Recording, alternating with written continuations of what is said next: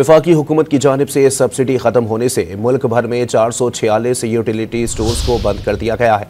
मजीद 500 से ज़ायद utility stores को भी बंद करने का प्लान है। मजीद जानते हैं डॉन न्यूज़ के नुमाइंदे ताहिर शेरानी से। ताहिर, मजीद बताइएगा।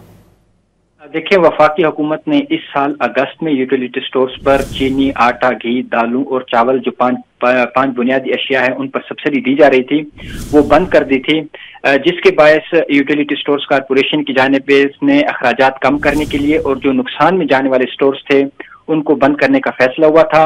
और जराये के मुताबिक 446 यूटिलिटी स्टोर्स को मुल्क भर में बंद कर दिया गया है और ज्यादातर जो मुल्क के दही इलाकों में काम स्टोर्स थे वो बंदिश की जद में आए हैं। मजीद 500 से ज्यादा यूटिलिटी स्टोर्स को बंद करने का प्लान भी तैयार किया गया है।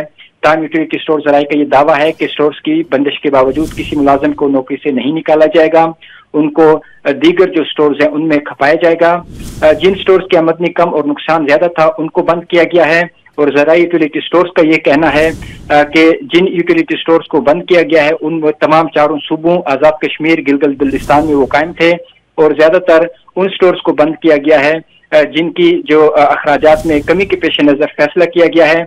मुल्क भर में टोटल यूटिलिटी स्टोर्स और जो रेगुलर स्टोर्स थे वो 3982 थे, 446 बंद कर दिए गए हैं और इनकी जो स्टोर्स की तादाद है रेगुलर वो 3000 तक उनकी तादाद करनी है और उसके बाद जो खसारे वाले स्टोर्स है उनका जो अमल है वो मुकम्मल कर लिया जाएगा।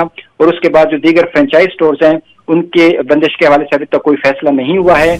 और टोटल यूटिलिटी स्टोर्स के जो मुलाजमीन हैं वो 10,000 से ज्यादा हैं और उन तमाम मुलाजमीन चाहे कॉन्ट्रैक्ट हैं, डेली वेजेस हैं और जो रेगुलर मुलाजमीन हैं उनको नौकरी से बर्खास्त नहीं किया जाएगा। जी, बहुत शुक्रिया ताहिर।